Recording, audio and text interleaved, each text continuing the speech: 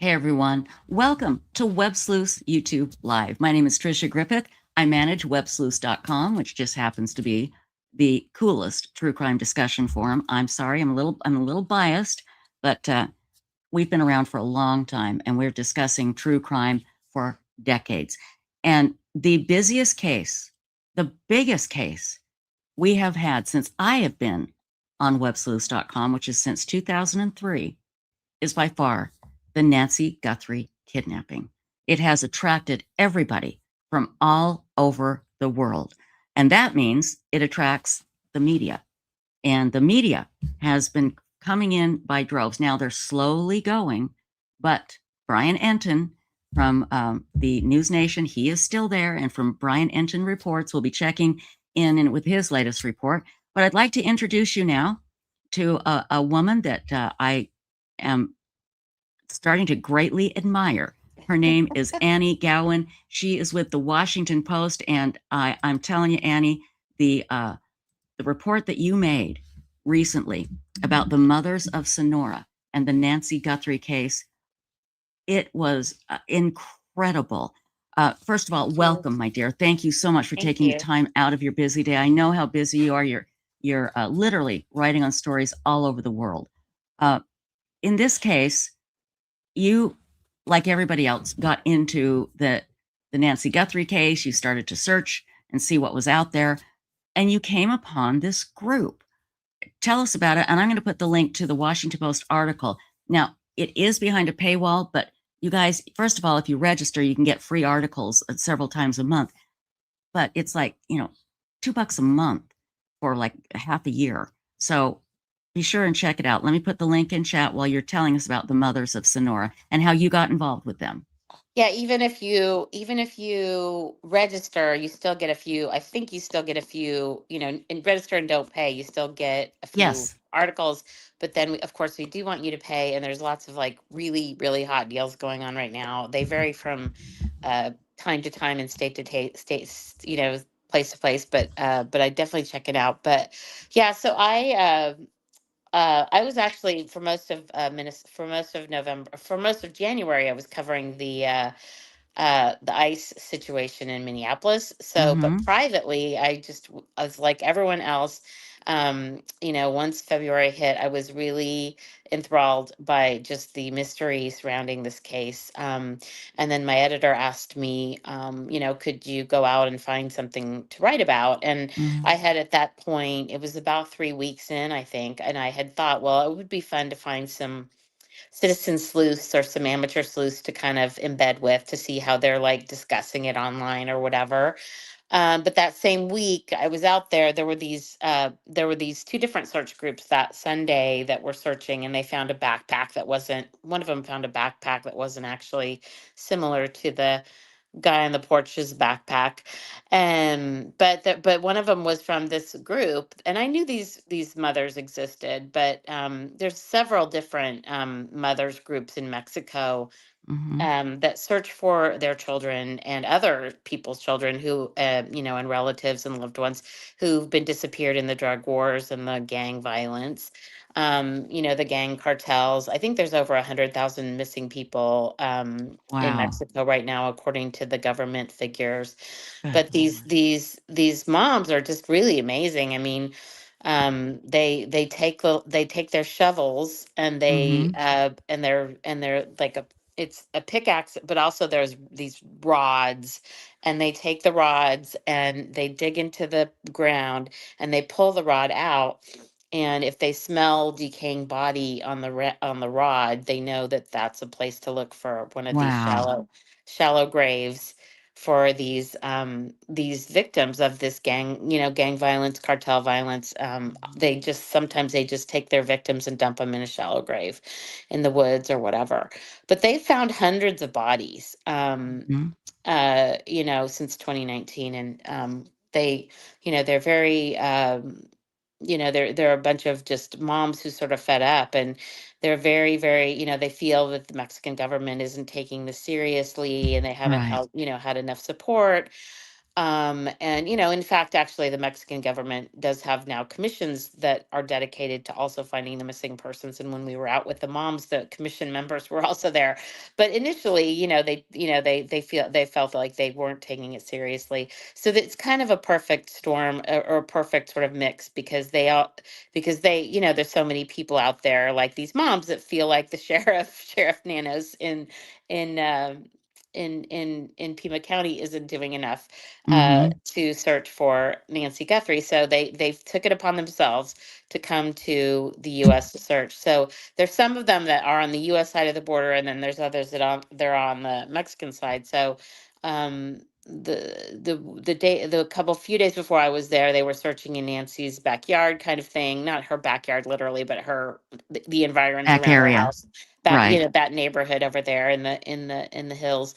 And then I went down with them because they had gotten a tip. So they said that if she had been brought across the border, which authorities think is very unlikely, by the way, that it would have been in this one area, just directly south of her house. It's about an hour south, Mm-hmm. where there is. It's not the official border, of course, but it's a spot where traffickers go in and out, and migrants, etc. So they went to this area to look for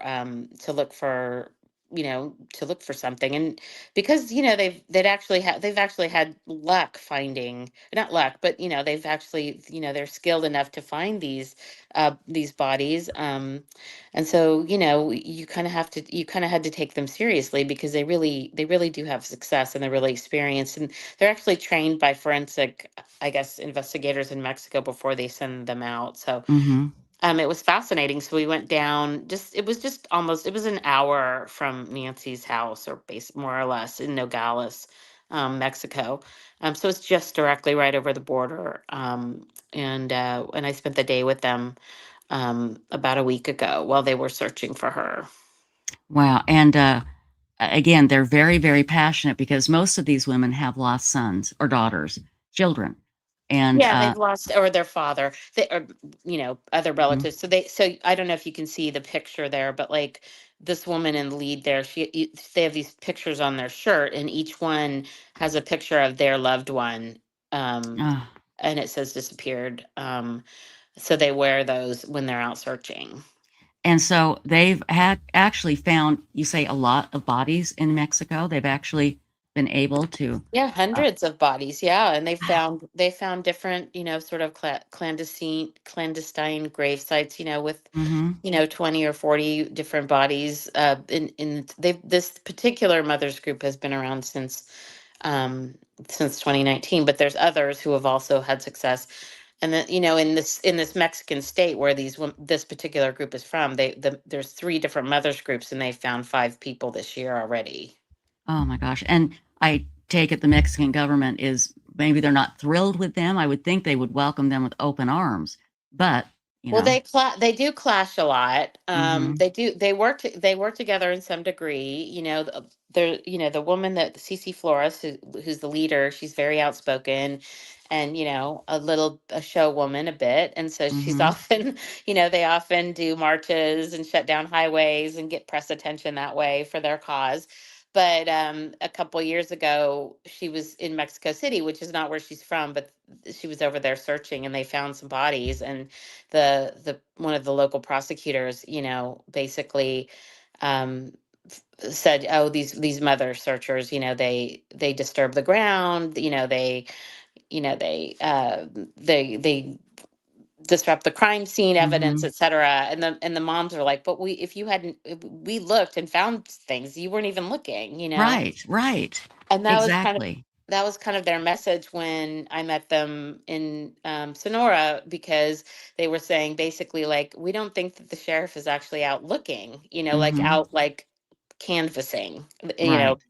And I mean, that's not actually true. They have looked, uh, you know, um, but that was their contention. So, how did Sheriff Nanos react? Did they say? Did they meet with Yeah, him? so the first day that they were out, that was the Sunday before I was there. I can't remember the dates, I'm sorry, but it was a week ago Sunday, I think. The he they put a long post on a 3-part post on X that said basically, we all want to find Nancy is what it said, but these searches are better left to law enforcement authorities who know what they're doing, kind of thing. Yeah, so that's what they said. And then I did notice, these live streamers.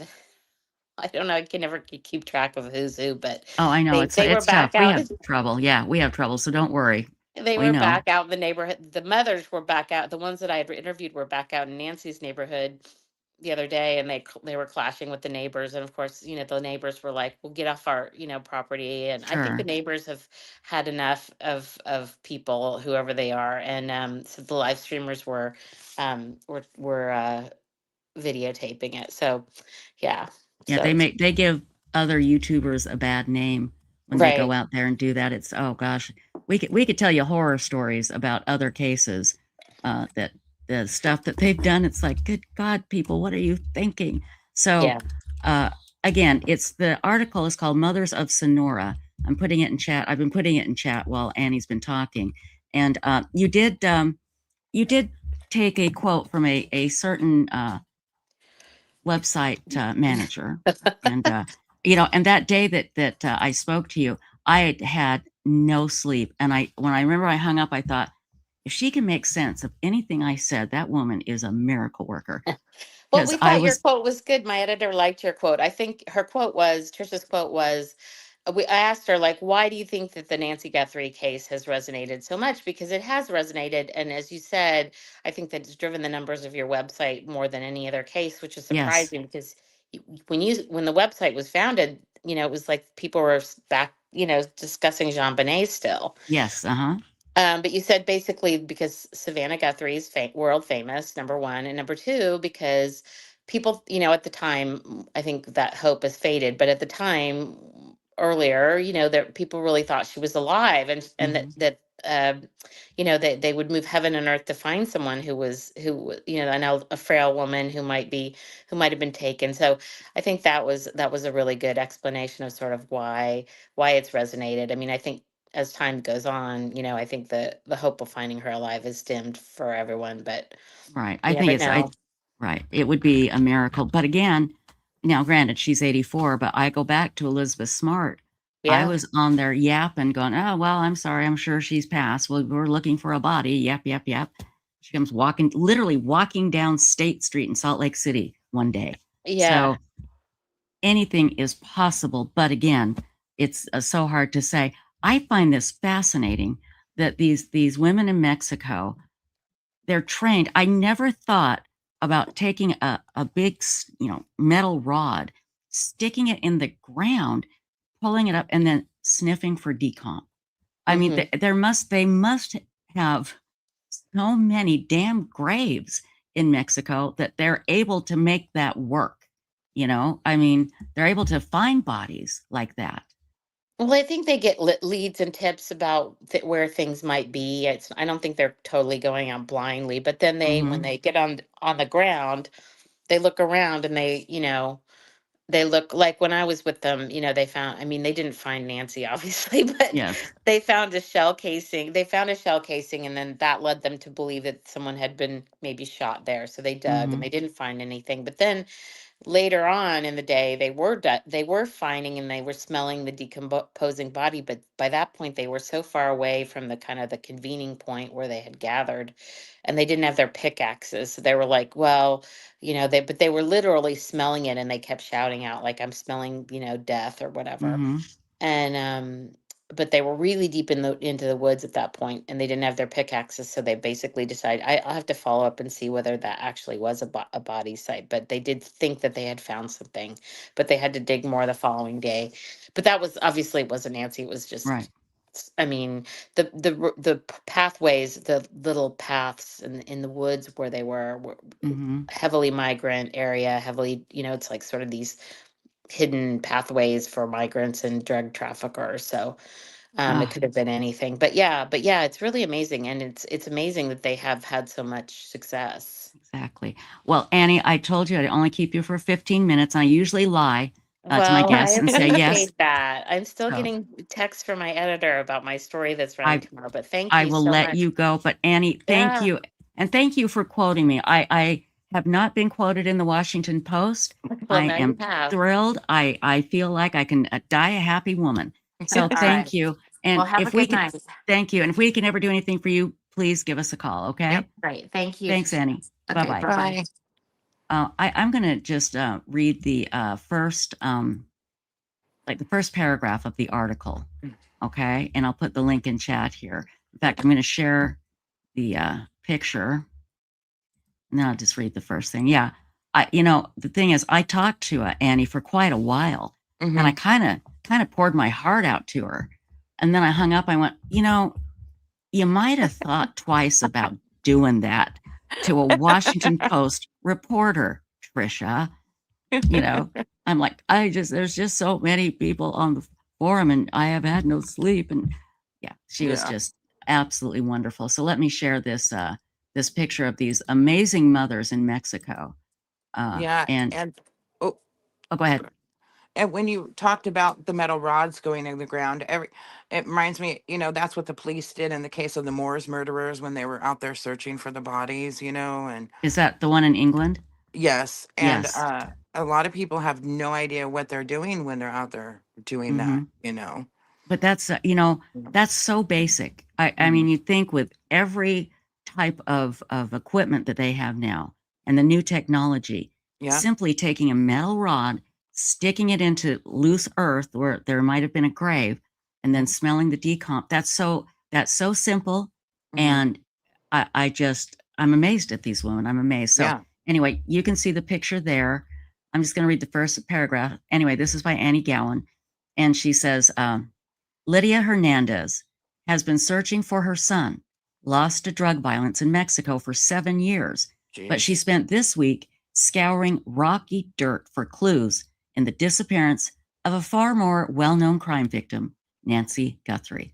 So that's the first paragraph of that. And again, it is behind a paywall, but if you sign up, you can get 2 or 3 articles a month for free. You don't have to pay for it. Okay. Nice. I've always signed up to the Washington Post. It's like $4 a month, and you get, it's such an amazing newspaper. Though it's not a newspaper, that's what all us old folks call it. But there's the link in chat. So again, I was thrilled that Annie was able to come on tonight. So, and about Nancy Guthrie, Brian Entin is still out there. Now, when Brian Entin leaves Arizona, that to me will be a sad day, because it's like, that means that when will this be solved? While he's still there, I feel like I feel like there's hope. There's hope. They're going to find something's going to break, because that's why he's there. He feels like something's going to break. But if he ever, well, he will leave. That will be a very sad day. But the sheriff, I guess, gave a statement today about they have to go through like all of this video, and it can't be ring camera video from neighborhoods.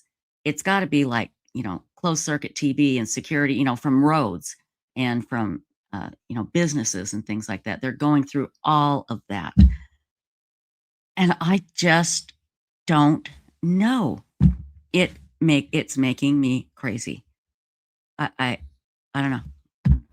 You know what? Does anybody want to come up and chat and tell us their theory? Does anybody have a big theory about this? Oh, yeah, that would be interesting. Yeah, that they feel really, really strongly about. Yeah.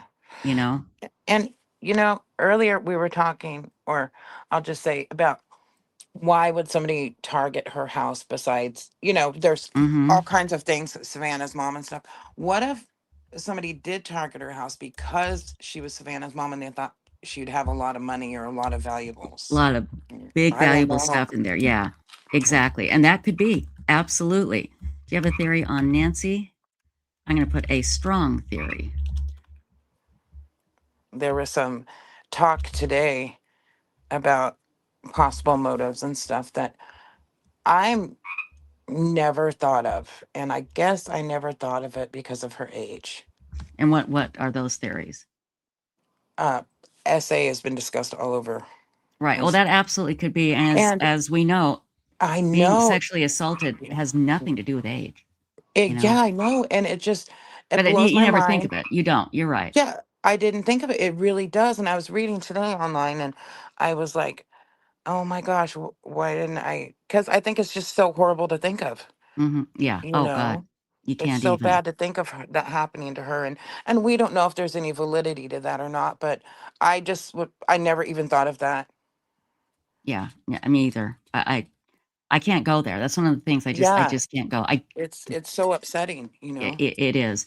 It I'll is. tell you what. I have got to let Boo out because the minute I Okay. start talking, not talking like normally, like on the phone or whatever, but the second I talk on this microphone, that's his cue to come and say, "Let me out, or I'm gonna mess you up." So, It's just like children when you're on the phone or need to use the restroom, remember? When they're little. same thing. There is no difference. So I need to go let him out, but Okay. I'm going to grab Brian Entin's latest report here. And we'll leave the link up in chat. And if anybody has a really strong theory, like this is what I think it is, and here's why, let us know. Let us know. Okay, is this the right one? Yeah, this is from 4 hours ago. This is it. Okay, we're just going to play this for just a little bit here, and he'll update us on what the sheriff said and all of that. I'm going to go let Boo out, and then I will be right back, my darlings. So everybody be sure and join Brian Entin's channel. Let me put it in here in chat. What about the mixed DNA? I'm sorry, sweetie. What? That's when I mentioned the essay thing. She posted that. So Oh, right. Because yes, exactly. Because of the mixed DNA. And she absolutely could have been assaulted. There's no question. That just makes me so sick. And again, that's why I couldn't go there. I just couldn't go there. Yeah. So, let's see what JDR says. John Kelly has been saying that is a possible theory since early into the search.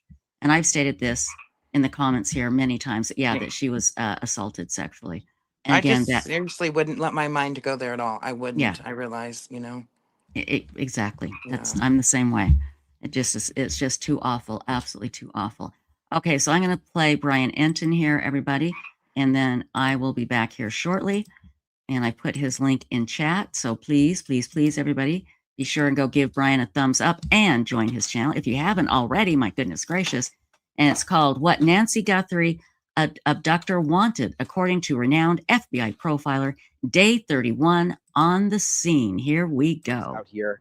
It is day 31 in the search for Nancy Guthrie. Some big developments today. First of all, the sheriff has now spoken out again, given an update on the case, says that he does believe they will solve it, but made a comment about how they are looking at hundreds of thousands of cars to determine what vehicle could be involved in the case, which is a huge number that kind of surprised me. I'll get into the latest on what the sheriff has said. Also, there was some action outside Nancy Guthrie's house. We don't know who these people were, but they showed up. They were really focused on the front doorway of the house. They went around the back side of the house at one point. I'll give you the latest on that. Also, some people, just private citizens, searching. There was someone with a metal detector. And then in this episode, and this is really interesting, I spoke with a retired FBI profiler who has a really, really interesting take on who may have done this and what the abductor wanted and wants and continues to want, in his opinion, based on everything that he knows about the case. So I'm going to get into all of that in this episode. Brian Entin investigates. Hey guys, so it is Tuesday, again, day 31. I'm at the sheriff's office. The search continues for Nancy Guthrie. I can't believe it's been 31 days now. It's like, in some ways it feels like time has flown since I've came to Arizona, and sometimes it seems like time is moving so slowly. And I think everybody who's been following this case hoped that we would be sort of in a different spot by now, but here we are. The sheriff, Chris Nanos, did an interview with NBC News. And again, I'm always kind of interested when he talks to NBC, just because obviously NBC, that's where Savannah Guthrie works. So it's kind of an interesting dynamic there, I think. I've tried to get an interview with him recently and I haven't really gotten anywhere. But in the interview with NBC, he did say a couple of things that I thought were interesting. He said that I think the investigators are definitely getting closer to finding a Nancy Guthrie suspect. He's kind of been saying that all along. Whether that means they're getting closer, like closer, or, you know, sort of more hypothetical closer, I don't know. But I've told you guys this before. I don't think it's a cold case. I think it's going to be solved. Do I think it's going to be solved in the next couple of days? Not necessarily, but all it really takes is one tip. I mean, I saw that with Kohberger. It just, you know, one call and boom, you know, everything sort of changes. So he said, I think the investigators are definitely getting closer. He says, remember there was this video that from 2.5 miles away where the car went by and the timing matched out really perfectly to someone who may have left Nancy Guthrie's and been trying to avoid major highways and intersections. We know that the Pima County Sheriff's Office now has that video. And what the sheriff said about it is that they are looking into it. So it's part of the investigation. So he hasn't just completely thrown it out as nothing. But this is the part that really struck me. He said they are looking at, quote, hundreds of thousands of other vehicles, which, I mean, it's a lot. Hundreds of thousands of other vehicles, which may line up. You may remember the FBI said a couple of days ago that agents are reviewing thousands of hours of video. And when they said that, I immediately thought this can't be like a Ring camera video because there's just not that much in the neighborhood and there wouldn't be thousands of hours. So they likely now have traffic cameras that they're going through and looking at every single vehicle. That's sort of how I'm piecing this together based on the FBI saying that their agents are reviewing thousands of hours of video, and now the sheriff making this comment that they are looking at hundreds of thousands of cars. But that was just kind of, you know, took me by surprise that there's that many. He says that the backpack may not have been purchased at Walmart, could have been purchased secondhand. Remember when he said that the backpack came from Walmart? I guess now they may have, at this point, gone through all of the sales records, which we know they were doing behind the scenes, the FBI. And now he's saying it may have been purchased secondhand. So it may not have been purchased directly by the suspect from Walmart. Like maybe someone else purchased it and then gave it to the suspect, or the suspect bought it like from someone, you know, selling it secondhand. So I picked up on that. I thought that was interesting. And that means to me that they have probably finished going through all of the sales records in this area of Walmart of people who bought that backpack. And then he said, we have information on this case that we think is going to lead us to solving this case, but it takes time, which is a positive statement. I think he may be referring to DNA there. I've reported to you guys the DNA samples are not good, but that doesn't mean that with time they can't sort that out. And it could end up being DNA that cracks this case, especially the genetic genealogy. But again, that's going to take time, especially if the samples are not good samples. So that's kind of what I think he was meaning by that last statement. We have information on this case that we think is going to lead us to solving this case, but it takes time. But we'll see. So that's the latest from the sheriff. He spoke out here at the sheriff's office. In terms of what's been happening at Nancy Guthrie's house, there were some people who showed up today. I don't think they were law enforcement, but I don't know who they were. They were by the front door of the house. They were by the side of the house. They were clearly, you know, sort of there on a mission, knew what they were doing. Some people were thinking maybe they were locksmiths, which is a possibility, or just maybe people sent there by the family. I don't know. You know, the family, other people were there installing security cameras the other day. There was people there installing an alarm system. I don't know what these folks were up to, but they were at the house today, which was interesting. At the same time, there were some people out in front of the house. I think they may have been, I don't know, private citizens. I also heard they may have been podcasters that were searching with a metal detector, said that they were searching for jewelry out front. But that was really the latest happening at the house. Also, I've just had a conversation, which I'm going to play for you, with Jim Clemente, who is a retired FBI profiler. And it's always so interesting for me when I talk to these profilers, because this is what they do. With limited information, they come up with a profile of who they believe is a suspect in a case. And this is one of the more interesting conversations I've had since this whole thing started, because he really zeroed in on what the abductor may want out of this, what he believes the abductor wants, which isn't something that I had really put a ton of thought into, which he's going to explain his theory on that, and also why he thinks those ransom notes in the beginning may be bogus. So this is my my conversation with Jim. All right, so I'm joined now by Jim Clemente, former retired FBI profiler, and also hosted the podcast, Best Case, Worst Case. I almost said former FBI profiler, but whenever I say that, people think that they got fired or something. So I'm clear about saying retired. Maureen got mad at me about that once. Yeah, I did retire, and I'm still a profiler, so I'm continuing to do that work. And I'm also an expert witness in legal cases, so I definitely continue to do behavioral analysis in criminal and related cases. So, Jim, I'm here in Arizona. I've been here for like a month, just trying to dive into this case any way that I can. And I wish I had more information a month in, but it's still very mysterious. There's still a lot we don't know. There's still a lot of questions about motive. I mean, based on everything you know, have you been able to come up with a profile at all for who did this to Nancy? Yeah, as I said earlier, when we've talked before, the fact that someone would take the risk of going into an occupied dwelling, spending 41 minutes or so there, and then taking the victim with them, that's a huge risk. All three of those things elevate the offender's risk tremendously. See, risk level is in opposition between the victim and the offender. So when the victim is in their lowest risk area, which is in the privacy and security of their own home, to get to them, the offender has to take the highest level of risk. Real quick, Jim Clemente is actually a good friend of Websleuths. He's always been very good to us, very supportive. He is a great, great guy. I'm going to play just a little bit more of this, of Brian Entin, and then everybody, you can finish it and watch it and be sure and join his channel. We greatly appreciate his hard work on this case. He does a great job on every case.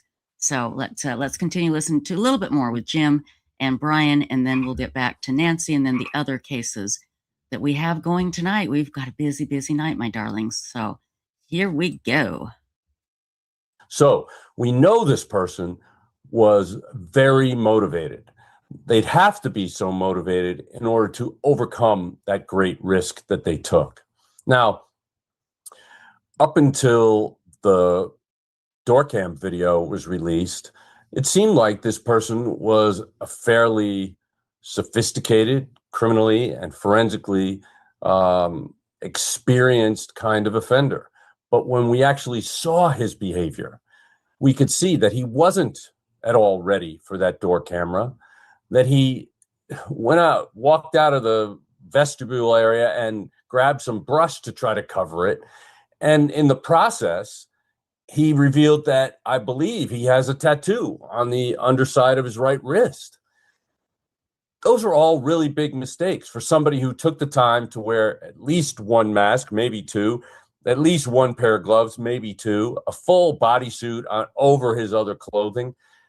He thought he was actually protecting himself forensically, but what he didn't do is actually cover up his mouth. So he's breathing out DNA for 41 minutes in that house. He also, his eyes and his eyebrows and his eyelashes and some of his mustache hair was all exposed. That could have fallen out and been left at the crime scene.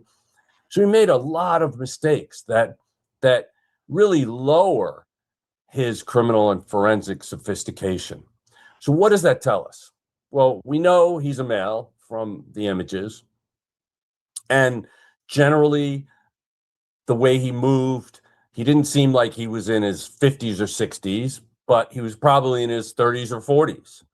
And he definitely, because he wasn't a professional, he definitely exhibited pre- and post-offense behavior that people around him can see. So profiling doesn't just sort of predict who the person is, but we also talk about their behavior and what they'll do.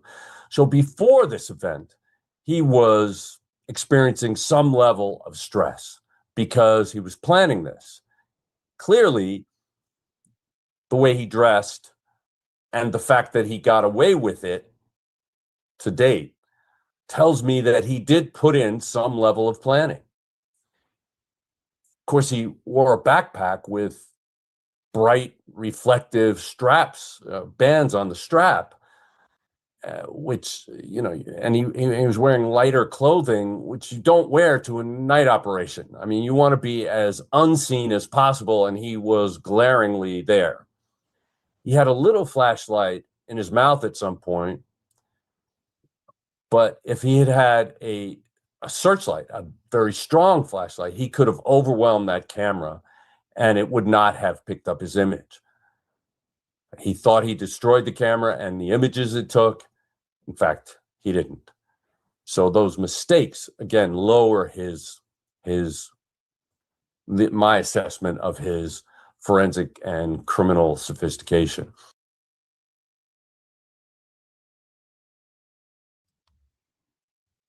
Well, Jim could be 100% right about everything. It absolutely could be just not as sophisticated, that he did want to go to that house and it was a robbery, and on and on and on. And then maybe not. I don't know. Again, I'm going to put the link in chat, everybody, so you can watch the rest of it. It's a great interview. But do you get the feeling that there's going to be a time that there's not going to be any reports on Nancy? Brian Entin won't be doing any. We won't be on here talking about it because there'll be nothing going on. That's what scares me to death. Stacy, it scares me to death. What about you? That makes me nervous, but then also we have to think she has Savannah, who would hopefully keep it going and has connections, Yep. So. Absolutely. Let's see what Love and Coco, one of our mods, says. I guess you were talking. Yeah, it's just a response. Okay. That has complete sense.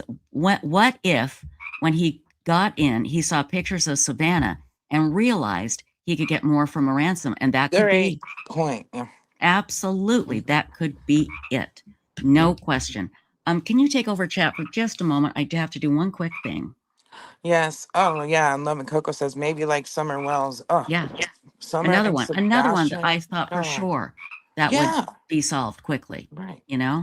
And how does somebody just vanish? Unfortunately, as someone that's run Websleuths forever, it happens, Yeah. More than anyone. You see it every day. Exactly. I don't know. And you would think, it's so much, it's harder today than it was back in the day, you would think. So because of digital camera, digital traces and cameras and DNA and all the forensics they have now. And what was it? I do, of course, think that whoever it was and whatever their motive was, they did, scope out the house first, obviously, except then you see the part of the camera video where they seemed surprised by the one camera and hit it with flowers, or is that just me?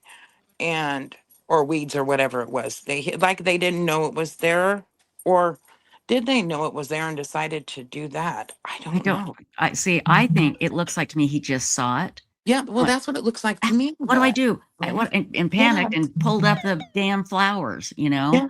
And so went, I'm going to hide it. Duh. Yeah, so that's what I was reading something earlier where people were talking and they said like, well, it was somebody that knew her because they knew the cameras and to get rid of them. Well, if somebody scoped out the house, they could have seen that, and then that one surprised them. They didn't realize that one was there. Somebody that knew her and had been there would know it was there. Right. Exactly. So, I go back and forth all the time with this. I do too. And it literally does keep me up at night. Yeah. And Kelly J says, no, he walked with his head down and stepped sideways to it. Yeah, that could be. You're right. See?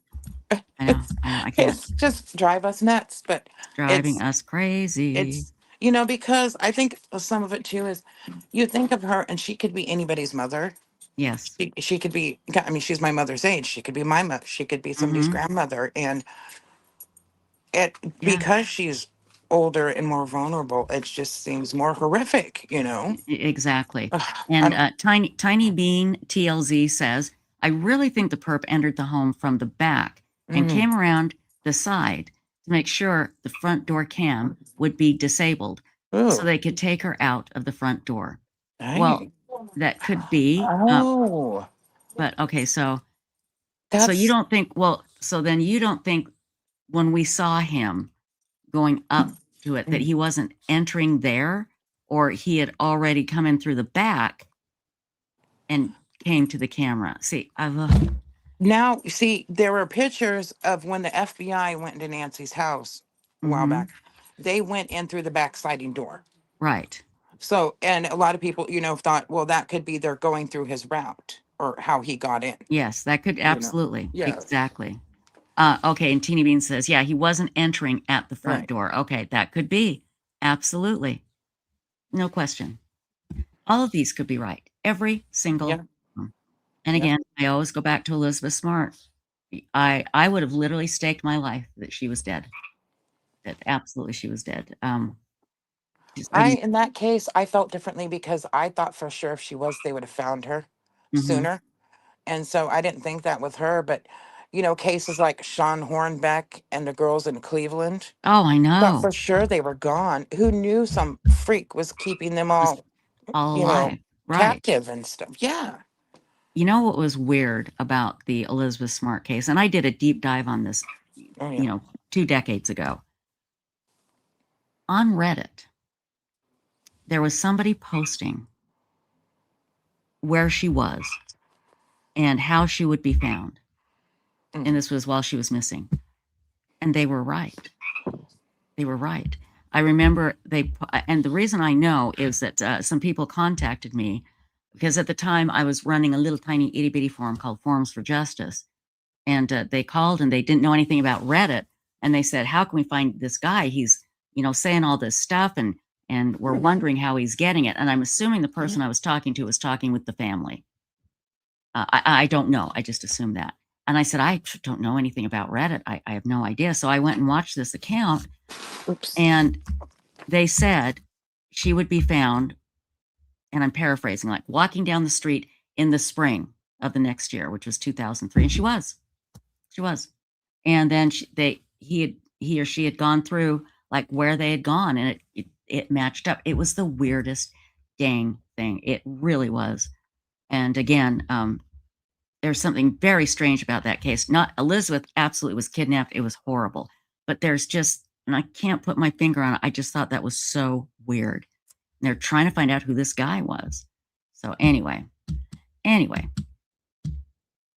I think at some point, and it'll be long after we're all gone, they're going to be able to really tell when somebody's lying. They'll be able to pick it up very easily through science, but I think that's really far away. I really do. But until then, this is what we have to work with. I mean, and look at all of the. Yeah. Oh, go ahead. I just wanted to throw out real quick. Another thing I keep thinking of is, that night Nancy wasn't there. She was with Annie and Annie's husband. What if somebody went in not expecting her to be there or to come home? That could be. Maybe thought that she was still gone. Yeah. And then found her and panicked. Absolutely. Again, that could be 100% correct. All of these things that we're saying can be correct. I do too. I agree, Phyllis. Yeah, Phyllis, I agree. Mike King could solve it. If they could give Mike King everything, he would solve it.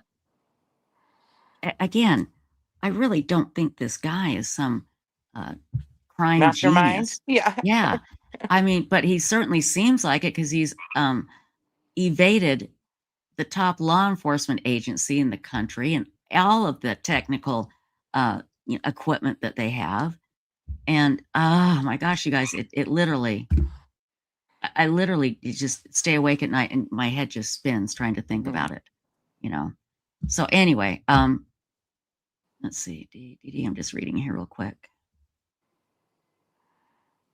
Yeah, a lot of people think that he went into the back, and that could be, but we just don't know. And how in the world did he take her out, especially if she was already deceased? I mean, dead weight is really hard to carry. It is. And here's the other thing. The camera footage from the neighbor that we all saw, right? Of all those cars. Oops. of all those cars driving that night. It had to be one of them if the time frame is right, because there's no way he didn't get away in a car. If he had used a golf cart or something else, somebody's camera would have caught it. Well, are there other ways to get to her neighborhood besides that road? Well, I don't quote me on this. Do not hold me to this, but from what I remember reading, there is only one road that takes you to that area. Okay. So if you're going to Nancy's house, there is that one road that takes you to the area of these houses. So you would have to take that road. Ooh, And yeah. because there's no back way, there's no Well, paved road that goes through the back. I mean, nothing. well, It's that's that what I road. was wondering. Now I would like to see a map because they could have went through the dirt, Well, that's true. a truck, 4-wheel drive, something. Well, and maybe, Wow. well, I'm sure what they've done is seen all the cars going in that direction in the time frame, and then made sure that they either saw them coming back or they tracked them down and they were able to, tell where they were and check the people out. Yeah, because, So, a lot of people know don't drive your car to the crime scene. I mean, look, that doctor, that's kind of what got him caught with the yes, Monique and exactly. Spencer Tepe case. The Tepe case, exact, because he Yeah. couldn't stay away. Absolutely Yeah. right. And the car, they traced a vehicle to him, Yeah. And look at Kohlberger driving around and around, and Yes. Yeah, you there's know. cameras and digital evidence from that, depending, on the vehicle. So, Oh, okay. Lindy says that lady who had the video from a mile away, that route is a back way out. okay. Oh, that could be. And then maybe there is another back way. Again, we should try and get a map. I'm sure Oh, there's yeah. maps everywhere. I would like So to look at there's what Coco says too. the car video was supposedly taken from a back road, Mhm. from what Brian said. Okay. So, well, again, that car had to be on camera at some point, somewhere. Just had to be. Huh. It's making me nuts. It really So, is. okay. Now, say, like I said, we need a map to see exactly the area. It looks like a lot of field or whatever dirt area you want to say outside Nancy's house. Mm-hmm. And I know in California, which I'm sure the police or especially the FBI would have done this already. Like in my area, we have all these, we have trail cameras, weather Mm-hmm. cameras, fire cameras. I don't know what it's like in Arizona, Right. but that'd be interesting. Yeah, it just seems like that they've got him on camera driving somewhere. They had to. Tiny Bean says, yeah, Lindy, correct. The lady with the ring video was 2.5 miles away outside the 2-mile perimeter that they were focusing on. Right. Okay. Yep. Isaiah, Google Maps, exactly what I'm going to do. Yes. Go get Google Maps and put it in there and see. Now I'm curious, Yeah. Oh, Kelly J says Tucson voted against cameras for traffic. Oh, Well, man. Because see, lovely. they didn't want it being used for tickets, probably. Yeah. But I'm, if you're out in public, I'm all for having closed circuit security cameras. Why not? If you're in public anyway, not private, absolutely not. CCTV, yeah. Yeah, I mean, why not? Let's catch the bad guys. Let's do it, Oh boy. Okay. Well, we could go on and on and on and on and on about this, and maybe we will. By golly, we'll see. Okay. Now,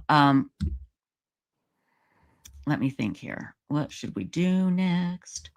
Oh, this is, you guys. This is one. You remember the Crumbly case? The parents whose son, Ethan, whose son did a school shooting, and they were arrested and charged, and they were convicted because they didn't do anything. I mean, I can't remember the exact details of the case. It seems like he was drawing some horrible things. Yeah. And they didn't take his backpack away from him. He had the gun in there. Well, there's another case where a kid, 14, his name was Colt, and his dad just didn't want to believe that his son would have any issues with violence. Yes, exactly. Bipolar Express. That's who we're going to. Colin Gray. Completely irresponsible. And they even talked to him. They even talked to the dad before this happened. And there's a video of it where the cops go to the door and tell the dad, listen, your son has been making threats, basically warning him. And what does he do? He leaves this AR rifle around, loaded. Doesn't even try. Well, he was charged. He had 29 counts, and he was found guilty on all of them. I think there were 4 people killed in this school shooting, but let me grab it here really quickly. Yeah, sweet universe. I believe that the weapons Ethan had were ones his parents had bought for him. And yes, yeah, and that was the problem. Yeah. They bought them. So anyway, so here's what they found him guilty on. Jury has found Colin Gray guilty on all 29 counts, including second-degree murder, involuntary manslaughter, and cruelty to children in this high school mass shooting. Okay, it's I think it's Apalachee, Georgia, I believe. So what we're going to do here is we're going to listen to the DA. He came out and made a statement. So let's listen to what he has to say here. And then we'll get some more details on the case.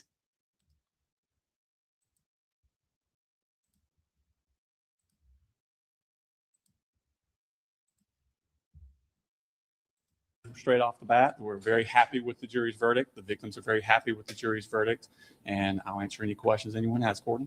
What does this mean for the state of Georgia, this guilty verdict, the first time a parent has been charged in connection to a school shooting? Well, we hope that it moves the needle a little further. I think you saw in this case that the mother actually reviewed what happened in Michigan, which would have been the first one. And she then, as a result of that, asked her husband to remove the weapons. It could have ended this tragedy. So Michigan was able to move the needle to the point that it almost stopped this tragedy. We don't know how many tragedies it did stop. And we hope we've moved the needle a little further. At what point in this investigation did you decide to charge the father? It would have been in the first few days. Of course, we learned about the shrine in the house early on, which worried us. And then when we found out about the FBI 2 years before at the house, or a year and a half before, that started to connect the dots with us, that he had a long time of knowledge. So we were leaning towards charging and probably did charge at that point. The text messages came in later and just reinforced our decision. You had an opportunity to talk to jurors afterwards. Yes. What did they share with you? This is an extremely quick verdict considering the length of this trial. They were very happy with our presentation. They thought we did a good job. They had some questions about things they didn't see, evidence they weren't allowed to see. We talked to them a little bit about that. And they just kind of talked us through where the children were, where the victims were, how they were doing. And we reassured them on that front. What was the biggest piece of evidence that you think led to this guilty verdict by the jurors? I don't think it was one piece of evidence. I think it was the fact that it was multiple pieces of evidence over a lengthy period of time that really showed them what was happening inside that house and all the warnings that were missed. I think it's one of those things, the defense talked about a slippery slope, but it wasn't like one parent missed one warning. This was multiple warnings over a lengthy period of time. And like we said, you just had to do one thing and take that rifle away, and this would have been prevented. So I think it was all of those things together. You did get him to concede on the stand that he was told by Colt that was Nicholas Cruz in those pictures. Do you think that was a big moment for jurors? Absolutely. I mean, how do you allow those pictures on your child's wall and not question it further? At what point for you should he have locked up the guns? That calls for a lot of speculation. I would have never given my 14-year-old child a firearm like that after Jackson County coming to my house. I think most parents wouldn't have done that. I don't know if that reaches criminal at that point, but it certainly reaches common sense. What do you recommend for sentencing?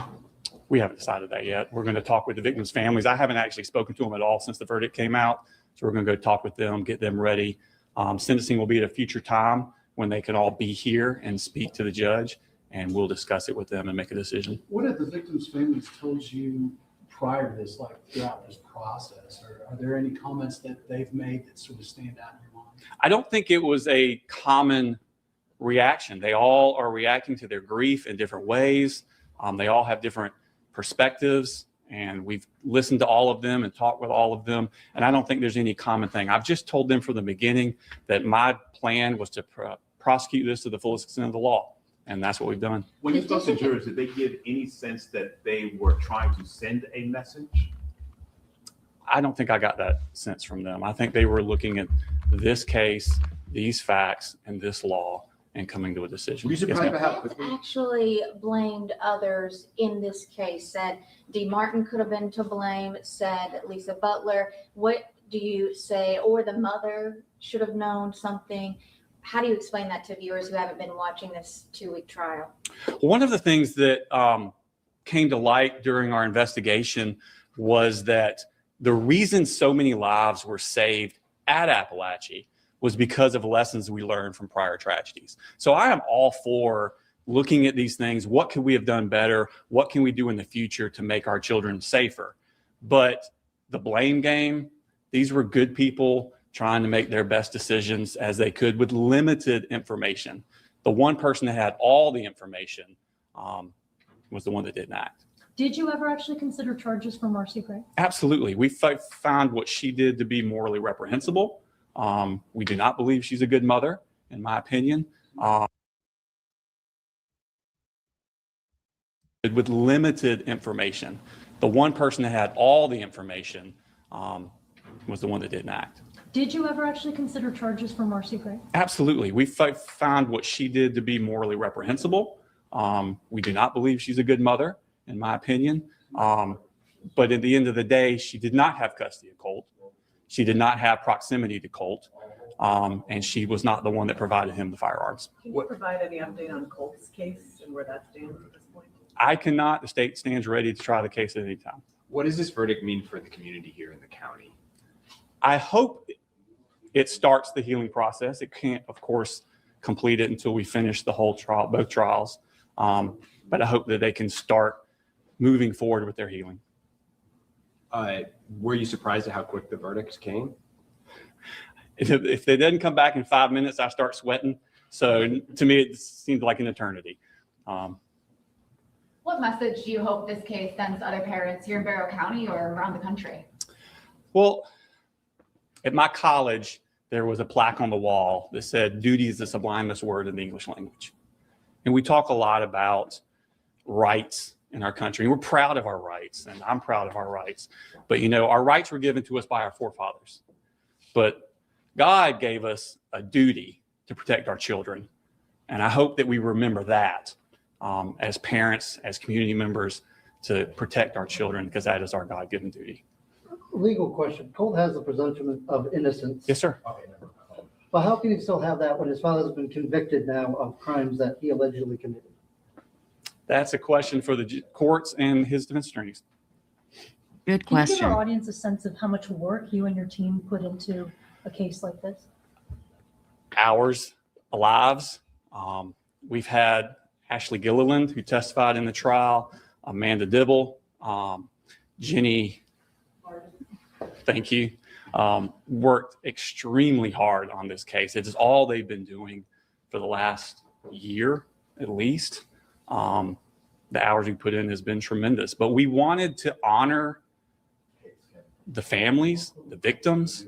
We wanted to honor all the hard work that law enforcement did, and us not giving everything we had to this case would have been dishonor to them.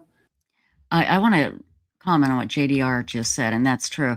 Fetal alcohol syndrome, JDR says, I wonder if the shooter, the 14-year-old, he was 14 when he did this shooting, had fetal alcohol syndrome. He could have.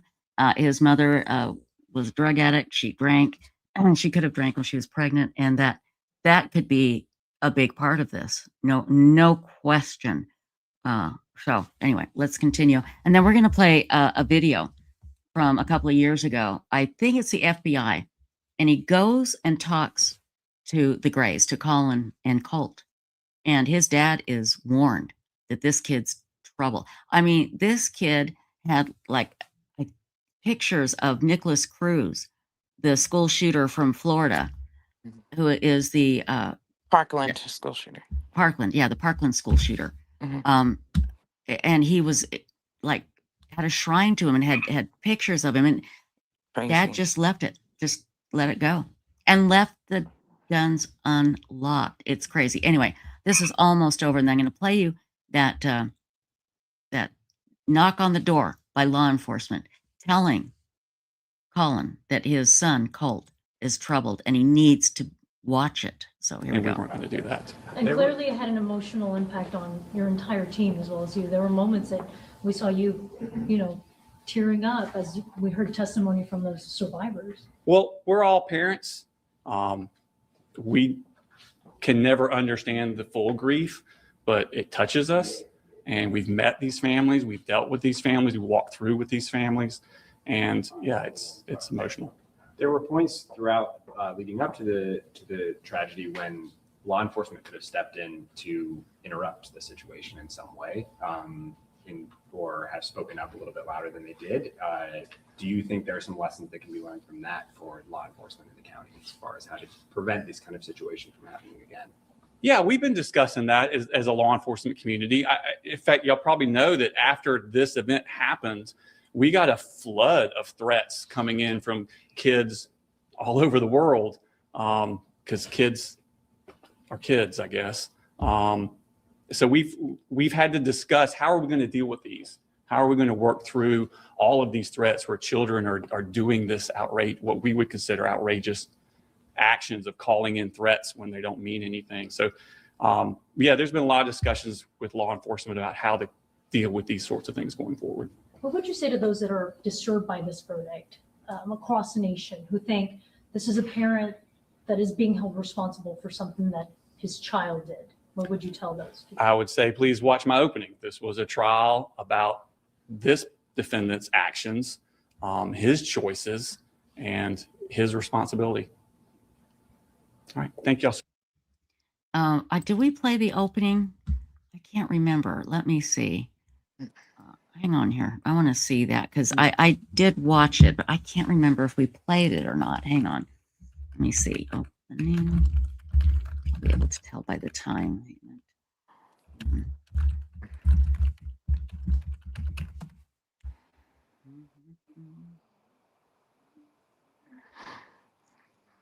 It's 45 minutes long. That's a little too long.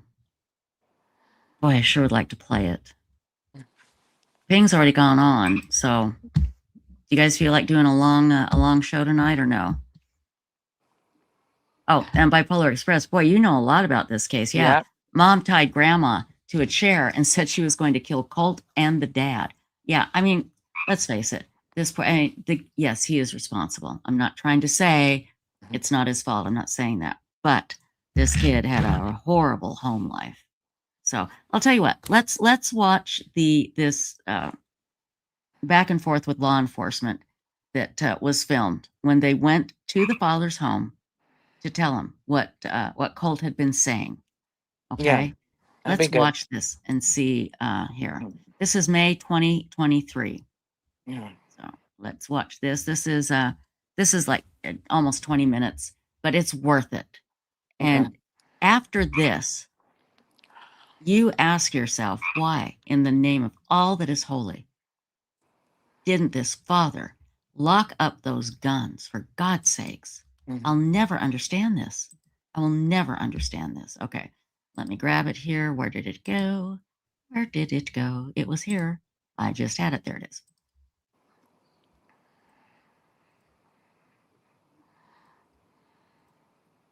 Here we go. You want to step out where you can talk real quick? You got a son or something that uses, you know what Discord is? No. So we got a tip from the FBI saying that somebody from your old address over there in Traditions that made a threat to shoot up a school. For real? Yes, sir. And your name was associated with that address. So we went over to that address and you weren't living there. So now we live here. Let me get dressed. Sure. Oh yeah, you're right, Candy Williams. Wait till you see this. It's just, I think he might even say that it wasn't Colt that, well, maybe not. I don't know. It's, you guys are just gonna, it's just shocking. It's the only, I mean, that's the best way. It's just Working absolutely nights. shocking. Yeah. I at least wear pajama bottoms when I answer the door. At least try to. Yeah, he didn't have any, he just had his underwear, which is kind of crazy. Well, Yeah, Bipolar Express. The dad lied and said the gun was in the usually I have a closet. gun in the hand. But it was gun in in Colt's my room. hand. Yep. Yeah.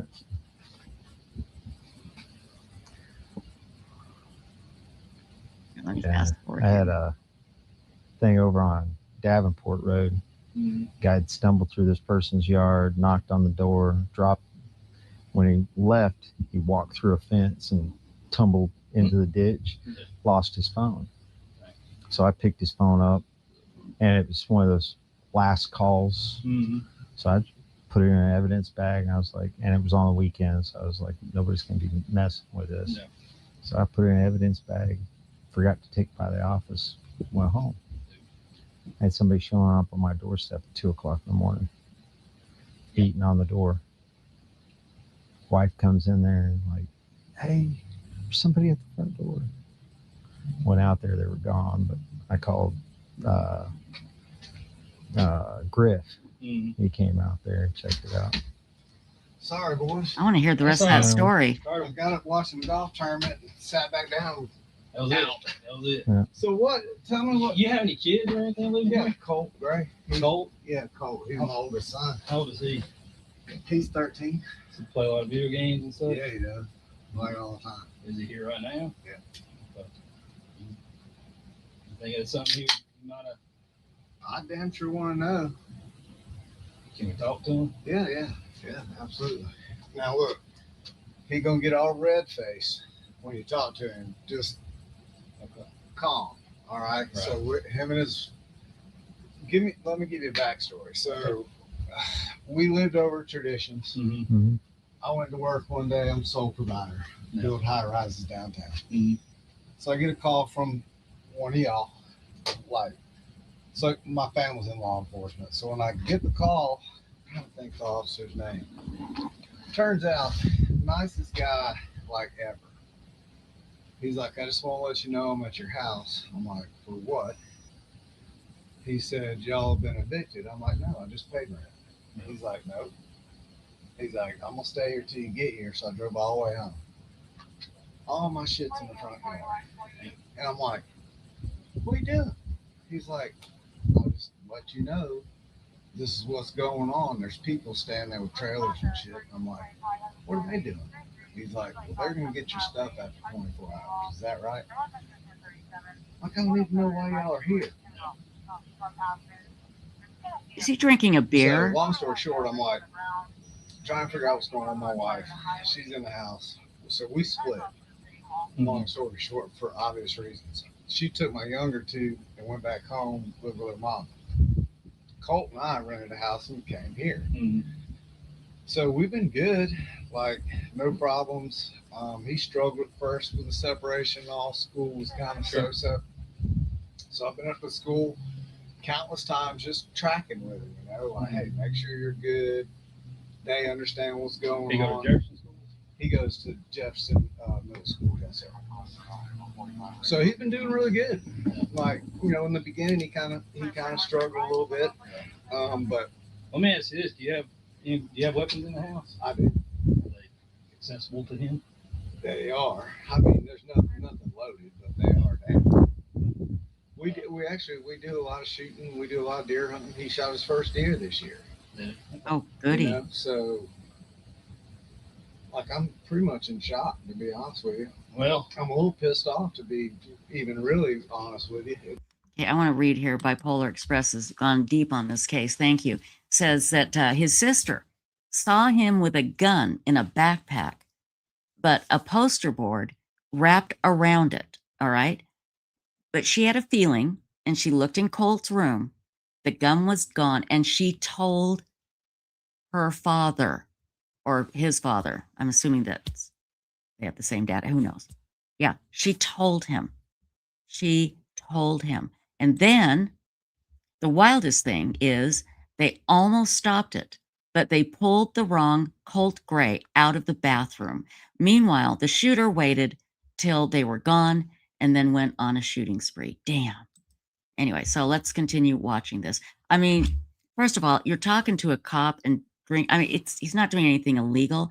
I just wouldn't be drinking alcohol in front of a cop while they're interviewing me. But I mean, listen to him. Listen, this is going to blow your mind. If that is what was said, but well, hell, we've been up to the school for so many times now. The information I got was sort of incomplete, and I don't know how old it is. And like I said, the original complaint went to your other address, or your previous address, and that's where we just came from. It wasn't them. Yeah, no, I'm sure it wasn't. I don't know if, and so we ran I had your name and date of birth, so yeah, that's how we got this address. So I mean, I swear to God, we've been up to school. I've been up to school, like, I'm on first name. I just was up there 3 days ago for his finals, talking to the principal, like, look, make sure Colt's good. He gets flustered and under pressure. He doesn't really think straight. Can we just, just kind of put your arms around him, get him through 7th grade? I just want to make sure he's good. Like, I mean, we're up there all the time talking to the school. Okay. If you talk to that school, they'll know exactly who I am. I'll say that. Okay. I mean, because I'm up there that much, checking in on him. Yeah, sure. I just want to make sure he's good. Yeah. So I'm a little taken back by the whole thing, but I can tell you this: I take that very serious, and so does he. As a matter of fact, he's. Say his first name's Colt. Colt, Colt, yes, sir. I mean, all I can do is ask him. Yeah, well, absolutely. Yeah, I want you to talk to him and just tell him. Like, I don't know. I don't know anything about him saying any shit like that, and I'm gonna be mad as hell if he did. And then all the guns will go away. Exactly, Sweet Universe. But listen to him. He says, all the guns will go away. I'm trying to teach him about firearms and safety and how to do it all and get him interested in the outdoors. Mm-hmm. Like on my phone. Get him away from those video games. Exactly right. That's the God honest truth. And the picture on my phone is him with blood on his cheeks from shooting his first. Yeah, you're right, Jules. It could be an energy drink. So could be. He knows the seriousness of weapons and what they can do and how to use them and not use them. So it's kind of a little bit of a shock. So in whatever y'all are telling him, please instill in him that if this is whatever, wherever this is coming from, it's no joke. Yeah. Like, it's no joke. But we wouldn't be here if it was. No, I know. And I'm telling you right now, Crash. He seems very cocky. All the school shootings, things that happen. Yeah. Hey, are you getting picked on at school? He is. He's getting picked on at school. And is everything okay? That's why I keep going up there. Yeah. Because you never really know. And I don't want anything to happen to him. So. Mm-hmm. Yeah, y'all. All right, well, if you want to grab them, yeah, y'all talk to or we can go in. It's all cool. Hang on.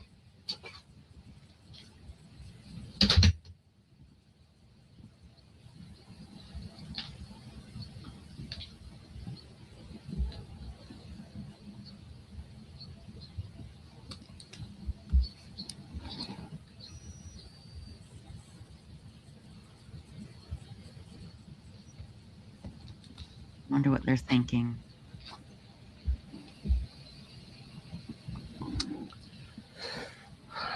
Yeah, Jules didn't invite him in.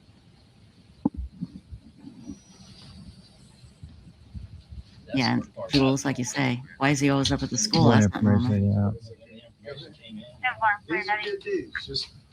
Hey, Colt, what's going on, bud? So did your dad kind of explain everything to you? Said something about shooting up a school.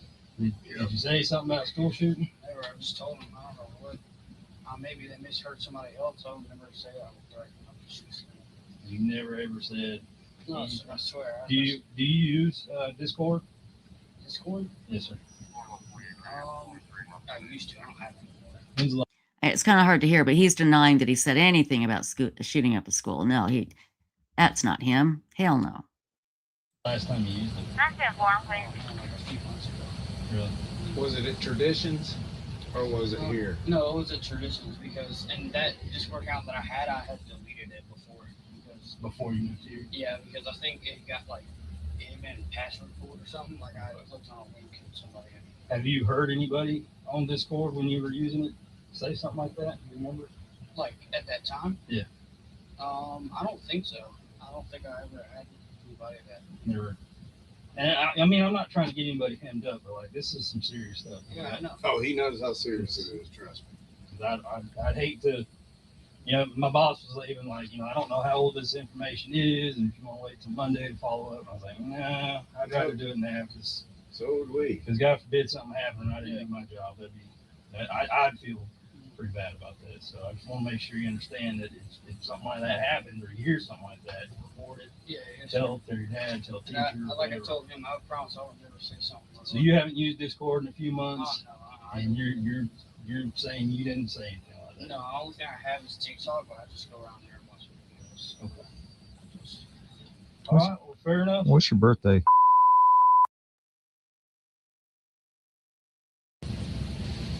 He's just gonna do a little report saying that We what talked. we done in reference to this, and that we talked, and you saying that we didn't say anything like that. And I gotta take it at your word, and I hope you're being honest with me.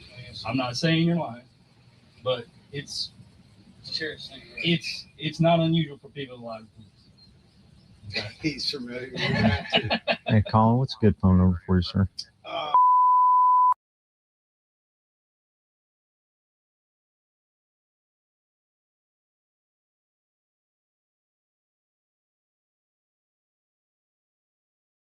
Okay. How's school going? It's going good here. About ready to get done with it? I actually already finished. Yeah. Oh, you did? Yeah.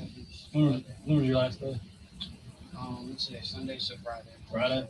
What grade you going into? 8th grade. 8th grade, almost high school, man. Yeah. The last 4 years, really, the last 4 years is what matters. Yeah. I'm just focusing on Get them good grades, man. It'll set you up for the rest.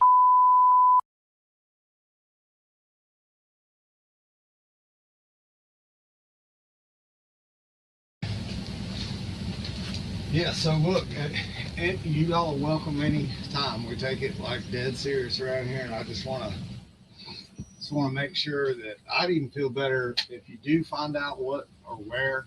Mm-hmm. Like, can somebody let us know? 'Cause sure. He's gonna be full of anxiety until this gets resolved. I can tell you that right now. I've never really said something related to. Yeah. So did you switch schools when you moved from Traditions? Where were you going before? West Jackson. West Jackson Middle? Okay. Is things a lot better now? Oh, yes, sir. Okay. That's good. Let me grab you one. Can I walk through your grass? I'm gonna grab a car real quick. Yeah, it's all good. Are you getting bullied over there at West Jackson Middle? That's the thing. I wasn't back there. Oh, I yeah. wasn't getting. Now, look, be honest with him about that now in middle school. I told him you were now, and that's You getting switched out halfway through the school year, being the new guy? Yeah, I've been that while. We moved like 6 times already. So. Well, my dad was a logger and grew up in the military. We moved a lot when I was a kid. Yeah. Well, in the past schools, surprisingly, I had friends, like I didn't even necessarily have a reason that I would say that. Yeah. Yeah. Well, there's always somebody you can talk to if you need to. Yeah. School resource counselors. Yeah, and I do talk to them. Yeah, I talk to the counselor quite often. Okay. Just, let her update her on, to tell them what I'm and stuff like that. Yeah. Start looking out, and making goals for yourself. Yeah, I'll do that. You interested in anything? I want to be a philosopher. A what? A philosopher. A philosopher. Yeah. It's kind of out there. Yeah. Well, I mean, do what you enjoy. I mean, I did 20 years in the military. You don't have to settle on just one thing. Did 20 years in the military, retired from that, and been doing this for 7. So you don't have to fit everything inside the box. Yeah, that might branch out to different stuff. No. We got guys at the sheriff's office. They're full-time plumbers, full-time police officers, and do what pays the bills. Do what they enjoy. But everything's going good. Yeah, now, yeah. Well, that's good. You got a phone? iPhone, yeah, I have a phone. What's your phone number? Like I said, I changed my phone number. Okay. All right. Dad said you went deer hunting for the first time this past year. Oh, yeah. What'd you get? 3-pointer. 3-pointer? Yeah, it was nothing much, but I still. Fork on one side and one on a prong on the other, or? It was one on one side and 2, 3 Yeah. So, yeah. Yeah, fork on one side and one on the other. Spike. Yeah. Yeah. I've probably seen more one antler deer this year than any other time in my life. Out there in rut and breaking off an antler. Run around with just one set of antlers. Got about 3 minutes left. Brad's about as high. So, anyways, all right. Well, look, Colt, I appreciate it. Your dad's got my card. If anything, if you hear anything, tell your dad. He's got my number. You pass the info on. It's serious. He knows how serious it is, and he'll, like I said, we'll have a long conversation here in just a little bit. And if something, it's a pretty traumatic thing that him and I both went through. Now he was at school, I was at work, come home, and I mean every ounce of what we had was under tarps and sitting in that yard. You saw it. Yeah. You saw the clientele, the neighbors that live there. It's like fully embarrassing. So it was very traumatic for both of us. And living here, just us, is like dust has finally settled. He's making good grades. So that's good. We'll keep that up. That's important. We'll start talking about traditions in West Jackson and just see if something jogs his memory like that. But certainly we'd like to know if you do find. Well, my thing is this. So more than likely they track the IP address. Okay. And that's why we went to that address. Okay. Because the IP addresses are usually location specific. Yep. Within an area. So if it came from that house, then either somebody there is lying or the information is just so old. Yep. And maybe it was something he heard or did on Discord months ago. I don't know. I have no idea. Okay. But he's telling me he didn't. Yep. Telling me he can't remember anything like that. And I take you at your word. Okay. If you look me in the eye and you tell me that's what you're telling me, I got no choice but to take you at your word right now. Okay. Yes, sir. But like I was telling your dad, if you find out otherwise, then it's a different story. Okay. It's a really different story. Okay. Got any questions? No, sir. You have any questions? No, sir. All right. I'll go the rest of your day. Thank you. Appreciate it, sir. Y'all be safe. Good luck to you. I'll knock out a report. You want me to do it? It don't matter. It's just going to be information. Our agency assist made contact with these people. They had no idea. The husband said that he hasn't been on Discord since fantasy football. And then Colin made contact with him and then brought his son, got his date of birth, brought him out, spoke to him. Apparently he was getting bullied. Very soft-spoken, reserved kid. Yeah. Pretty much unable to substantiate anything at this point. No. So, and until we get more information from this I got- so-called tip from the FBI, We got Dad's phone number, so we'll just do an agency assist report for the FBI and write it up and we'll be done. sounds like a plan to me. I appreciate you helping me out, man. Hey, no worries. You take care, man. You need the case number? You got it. You need the case number? You got it. Okay.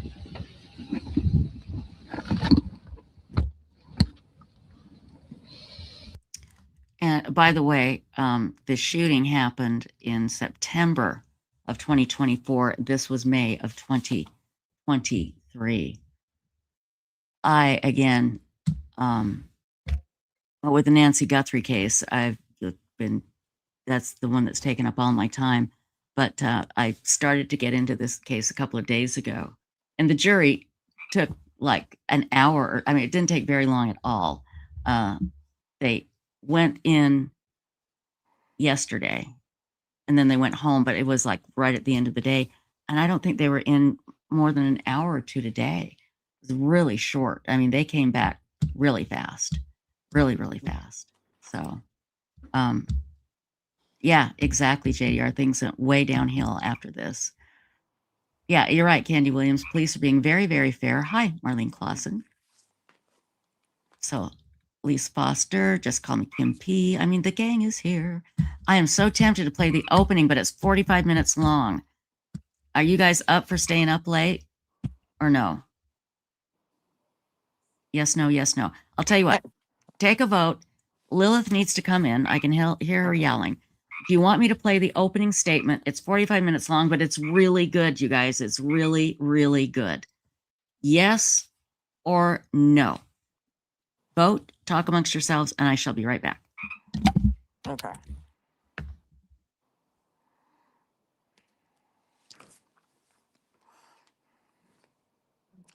Oh, I'll have to check. Just call me Kim P. Let's see. Let me see. I checked earlier and it said tomorrow, but nope, you are correct. Of course. I'll put that up on the screen so she sees it and I don't forget. So let me see where to go.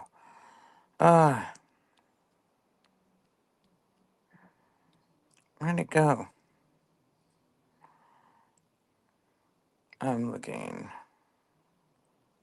There we go. Thank you, Kim.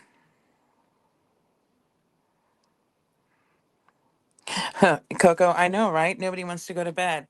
Lately, because my husband's home with everything, recovering, we've been staying up really late, just, watching TV shows and stuff.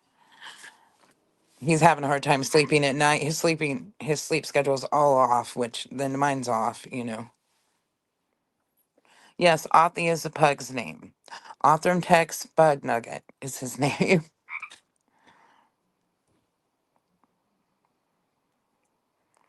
Let's see.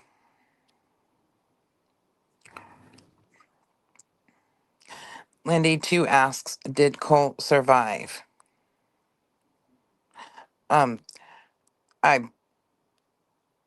Somebody in chat can answer that, but I believe so because I saw a mugshot. So I think that's from it, but I don't know. It could have been arrested for something before. I don't know. I know it's early for you, Lisa. Wait, Ping is on in a half hour? He did a show earlier. Yeah, he's on a half an hour. Well, so he did 2 shows today? Or he's going to. Yeah, he does that a lot, the early one and then the later one. Well, okay, then we won't play the opening. I thought he was done. That's why I was going to play it. Oh, well, okay. Well, thanks for letting me know. I appreciate it. So, let me put the link in chat so you guys can watch it because it's really so good.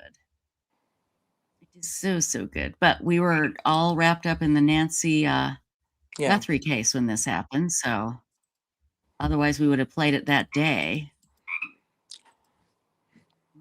What was the vote? I'm curious.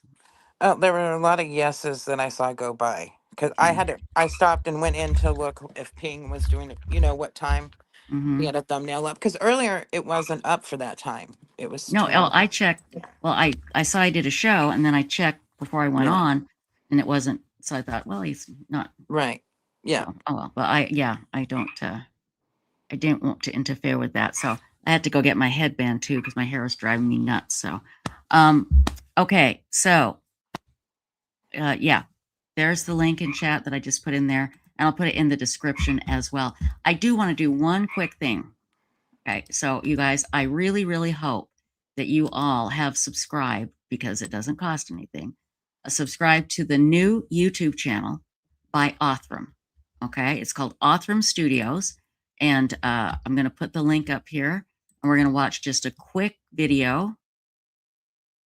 And you guys, if you like what Websleuths does, if you like the YouTube channel and the forum, websleuths.com, and there's no ads, and we have a strong server, and it is so great since we've partnered with Othram. Please, it doesn't cost anything. It takes 30 seconds to click on this link here and go and subscribe. So I'm going to play their trailer, because they'll be putting up stories about Othram here in a little bit. So here we go. Living in a society where 50% of murders go unsolved sounds terrifying. We're helping build technology that's introducing a seismic shift in how criminal justice works. If there's DNA evidence, there's a good chance that the case can be cracked, that the identity can be restored. And that's what we do here at Othram. We bring hope to hopeless cases. Unsolved crime is really a choice. We wanted to start bringing some of the stories that we've uncovered as we work these cases with law enforcement to everyone. Showing the cases that are resolving that were previously unsolvable. We want to tell these stories and deliver them directly to you, which is why we started our own channel. They located a female who was deceased. She was naked. She had no identification with her. We met with the medical examiner's office in Harris County and attempted to recover some evidence. From that point, the case went cold. I think it was so horrible of a death. We have young kids, right? And so seeing a teenager in that state is devastating. I just remember my husband was no longer the same at all.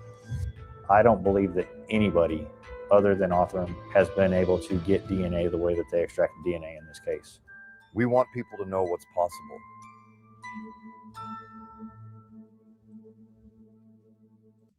Okay, everybody. I put the link in chat. Please, please, please subscribe to Othram Studios. They'll be putting up their first story here very, very soon. Okay? Okay. Now, tomorrow we are going to have Stacy on as usual. But Stacy, tell us about the phone call in the Kouri Richins case and what the phone call is going to be tomorrow, and a little bit about the phone call in case people don't know what we started yesterday. Tell us about the phone calls and what the call will be playing tomorrow night. Yes. So it's we started playing a call last night. It's one long phone call divided into 4 parts.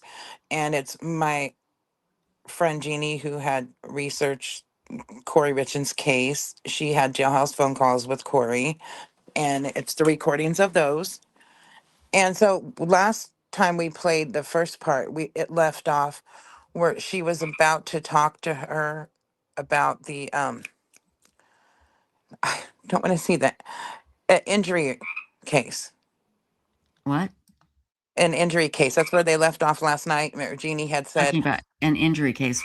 What is that? I don't know what that is. What do you mean? I'm not sure. I don't remember specifically because I've been going through so many documents. But last night at the end there, Jeannie had said, we're not going to ever at any time talk about your criminal case, but I was wondering if you would talk about this case. Oh, that's right. Okay, that's right. Yes, yes. And so that will be the continuation of that, and we will find out what Kouri says. And that is it's about a 20-minute phone call, right? Yes. Yeah. Yep. So again, they said Jeannie Ramsey said very strongly, "I'm not going to talk to you about the case," because she couldn't, because at this time she wasn't on trial, and anything she said could be used against her. So she didn't want to do anything that would harm Kouri because she was researching for a book. Yeah.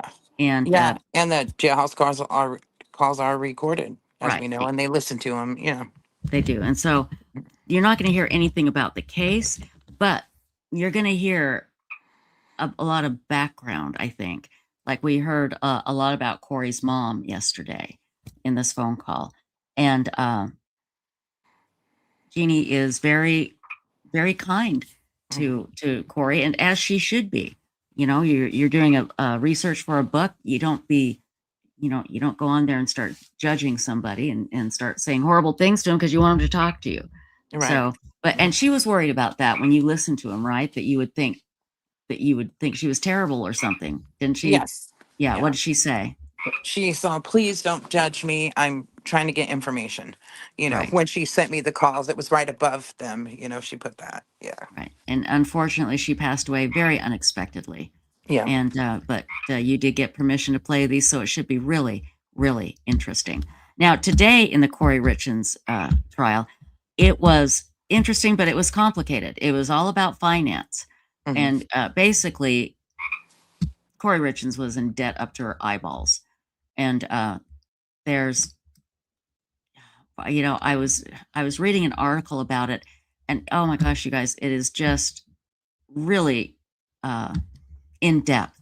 But it's interesting. It's really, really interesting, but you have to really follow it very, very closely. In fact, let me grab it here. Let me just read a little bit. This is from KUTV in Channel 2 in Utah, in Salt Lake City. It says, forensic accountant details finances on day 7 of Kouri Richins' murder trial. And by the way, when you go to websleuths.com to watch or to post about the Richins case, if you scroll up to the top of the thread, you'll see Hidden True Crime right there.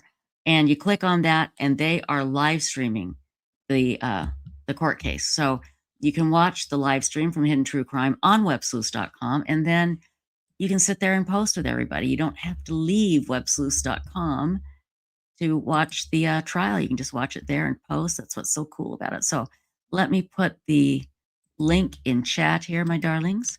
And I'm going to read you this article that'll give you kind of an outline of what happened today. And yes, Lisa Foster, I am lucky. That is something I never thought of when my children were small, because you think they'll never grow up, but then they grow up and they can cook dinner, and it's a nice break when they cook. Yes, exactly. It's, Absolutely. Joe Schmo said, what we heard about today in the Kouri Richins case is exactly what led to the recession of the 2008-2009, loaning money above and beyond the value of the property. Exactly. Like I said, it's you have to really pay close attention, but it's really, really interesting. So anyway, this is again from KUTV, and it says the 7th day of the murder trial for Kouri Richins, the woman accused of poisoning and killing her husband with a lethal dose of fentanyl, ended after a day focused on testimony from a forensic accountant. I got to tell you, these forensic accountants, man, they're geniuses. I don't know how they do it. Anyway, right? Yeah. That's not in the report. I just added that. I don't know if you could tell. Yeah, maybe it sounded like the report. I don't know. Anyway, I don't have the patience. Yeah, I hear you. Tuesday's discussion in court centered entirely on the money as the jury heard from Brooke Carrington. She was the forensic accountant and the only person to testify as the jury reviewed Richins' bank accounts, tax filings, and property records. Now, see, you hear that. I hear that stuff and my eyeballs roll back in my head like a slot machine. I'm like, God, that just sounds so boring. But it wasn't. It really wasn't. Me too. I'm like, oh, I'm like you. I don't have the patience. Yeah. It's like, just tell me what I owe. I just stop. Yeah. It. So. Anyway, okay, let's see here.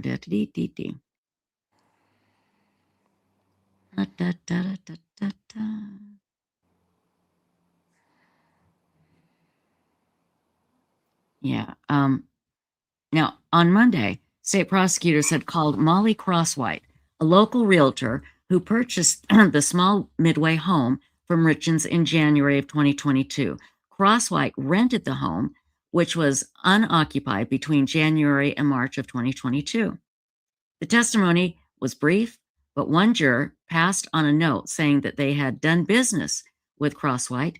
So the judge said he does, I call him Judge Barry White. Judge Barry White says he does not believe the note to be an issue, and the state prosecutor, Brad Bloodworth, said he did not see any concerns. Wendy Lewis, an attorney for Kouri Richins, however, said the juror would have been weeded out in the jury selection process had that information been known. We don't know anything about the interaction with Ms. Crosswhite. Positive, negative, said Lewis. I don't have to push back a little.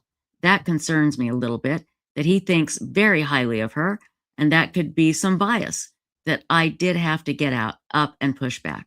And so the defense is saying basically they want this juror excused. So anyway, so here's the deal. Where's the rest of it? Where's the rest of it? What the hell?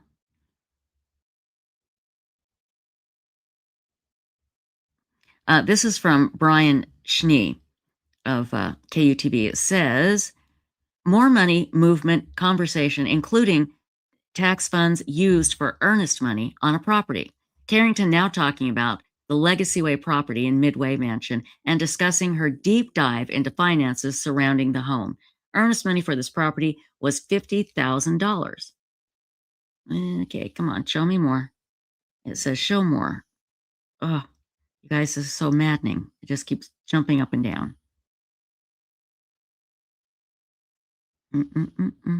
Well, Bipolar Express says Kouri looks like alfalfa. Oh, really? She kind of does, doesn't she? The hair back like that. That's right. You're absolutely right. Okay, here we go. The offered purchase price was $2.9 million. The settlement deadline for the Midway Mansion was March 4th, 2022, the date of Eric Richins' death. Does that March 4th date hold any significance to this case? Brad Bloodworth asked Brooks Carrington. And let's see. Well, then it doesn't. Then he doesn't finish it. It doesn't say what the answer was. Good God Almighty! Really? Hold on. Come on. It says show more. So show me more. Here we go.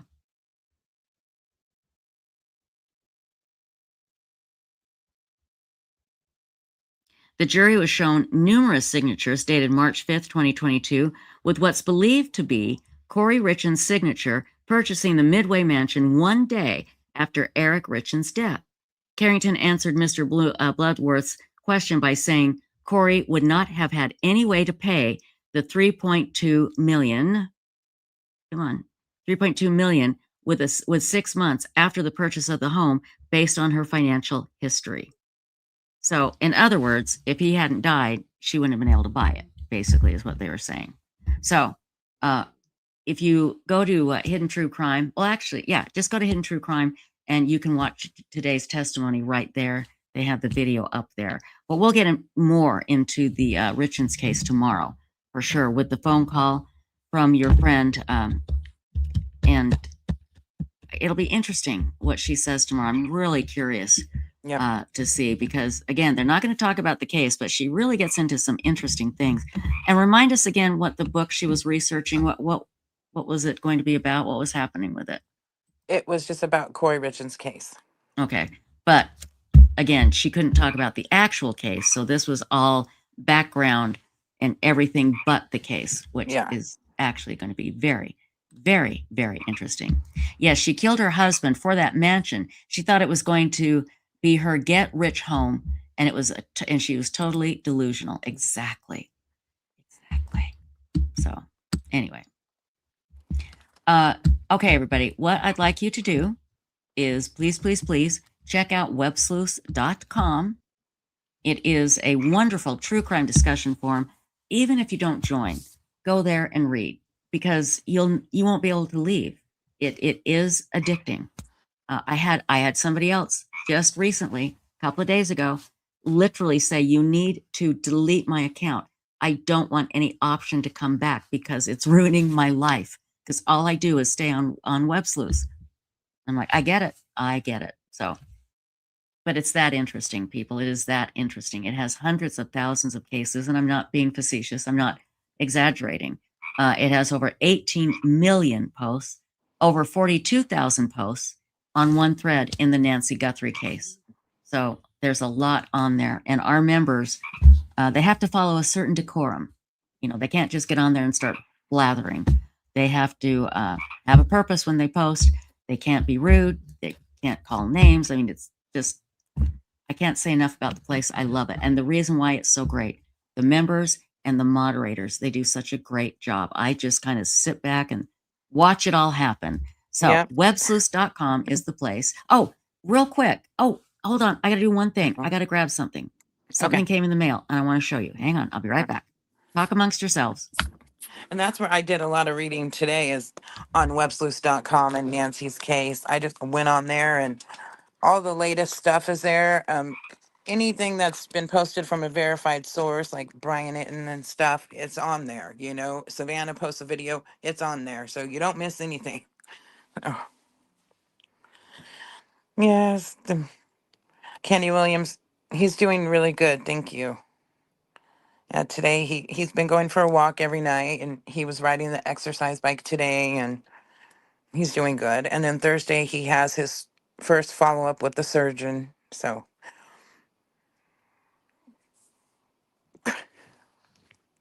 yeah. Joe Schmo, he says, I'm glad we have transitioned to frog references from beaver references. It's like 6 weeks out of the year, it's all frogs. Then it will go back to whatever. Thank you, Junebug. I hope so. We try. What's that? What are we talking about? Junebug says, you do have a respectable channel. That's why I like it here. Oh, thank you. We do try, as Stacy said. So, okay. Dun, da, da, da. Our Websleuths Investigative Book Club book, Wolves in Sheep's Clothing by Michael R. King. This is what we are reading, my darlings. So let me put the link up in chat. Again, Nancy Guthrie has just really taken all of my time, but I am slowly getting back to normal, or what's normal for me. Probably isn't normal for anybody else. But let me put the link in chat, and I really would love you guys to join our book club. Stacy, why don't you talk about how people can join the book club, how easy it is? Yes. So you can just email me. I'll put my email in chat. It's producer@websleuths.com. You just give me your websleuths.com username, and then I'll send you the link for the most current thread, any information you need. And when it's time for our Zoom call with the author, I'll send you that as well. That's it. And then what we do is we discuss the book throughout. We take a month to 6 weeks to read the book. And here is the Websleuths, Websleuths. Oh, come on. What the hell? There we go. Swear to God, I can't even type. Sleuths book. Investigative book. Investigative book club. I have the link too, because I have it saved for everyone. Okay, I've got it right here. Okay. And there we go. I hope that will fit. I don't know why it makes them so long. But anyway, there is the link to the book club. And I'm going to go in there tonight probably and post something because I've started reading this book. And by the way, he does talk about Websleuths in this book too.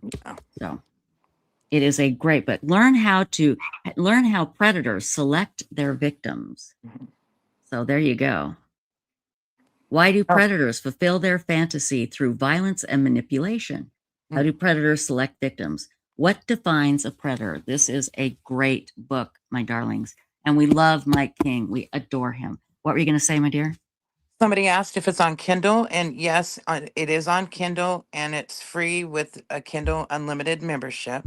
The audiobook right now is $6.29 on Audible. And then, of course, there's a paperback for $20 and a hardcover for $25 on Amazon. So I'm going to officially take down the Catherine Ramsland book about BTK and put up Wolves in Sheep's Clothing. If I can reach, I have Scrappy Joe, the meatloaf, right in front of me. Hold on, I'm going to have to do it later. I can't disturb Scrappy Joe. You can't see him, but he's right here and I'd have to disturb him and I can't. So anyway, we'll let you know when the Zoom interview with Mike is. And yeah, oh, by the way, Mike's podcast is #1 in Apple for new podcasts. It's like number 6 overall. It's just being amazing. And it's called Gardens of Evil. And you can listen to it wherever you listen to podcasts. So Gardens of Evil, everybody. Jesse Roblin says, insightful one, I realize I have 2 Websleuths accounts. Is it possible to merge them? Yes, we can do that. If you could just email them to Stacy what they are and then give them to me, and then Stacy will give them to me and I'll take care of it, okay? So perfect. That's good to know. I wasn't sure about that one. Yes. Now, normally, back in the old days, when we were real hard asses, we'd say, well, you can't do that. That's against the rules. You're banned. Well, we wouldn't be that quite hard, but that's supposed to be the rule. If you have two accounts, you're not allowed. And sometimes they'll do that to circumvent a ban, Yeah. They come on to cause problems. We had one guy, he had like 69, 70 accounts because he was trolling me. He was mad at me. Oh my God. He was mad at me because I had deleted a post of his. This was decades ago again. That's dedication. Oh yeah. He made his whole life. And this guy was like a professor. Wow. Yeah, it was bad, you guys. It was really bad. I don't know whatever happened to him, but yeah, it was really bad. Wow. But we don't have those problems now on Websleuths, thank goodness. You guys, I know I say this all the time, but I'm just so grateful for the wonderful people at Websleuths and for Othram and for the members and for you all. I just am so happy. I am unbelievably happy. So thank you, everybody. Okay, I think that's it. Ping will be up here shortly with Nights with Ping. Did you see what Ping was going to be talking about tonight, my dear? Is it Kouri Richins? No, it was it's a search for a missing man from Saratoga Springs. Ah, okay. Well, whatever it is, I'm sure it will be wonderful. Can you grab Ping's channel? Do you have it handy? Yep. I'll grab it right now. If you could put it in chat, that would be fantastic. Thank you, thank you, thank you. Okay, so everybody, don't forget, tomorrow we're going to have the phone call with Jeannie Ramsey and Kouri Richins from jail. It's going to be really, really interesting. And then who knows what tomorrow will bring. Maybe we will have a big break in the Nancy Guthrie case. Keep your Yes. fingers crossed. Otherwise, check out websleuths.com. I want to thank our wonderful moderators. That would be Four Sons Mom, Lynn Jen 2, Detective's Daughter, Moonlight View, Love and Coco, and Alicia Gallegos. Ladies, thank you. You are the best. Stacey, thank you. And everybody, will see you here tomorrow night, 10:30 Eastern on Websleuths YouTube Live. See you then, everybody. Bye-bye. Bye. Bye. Bye.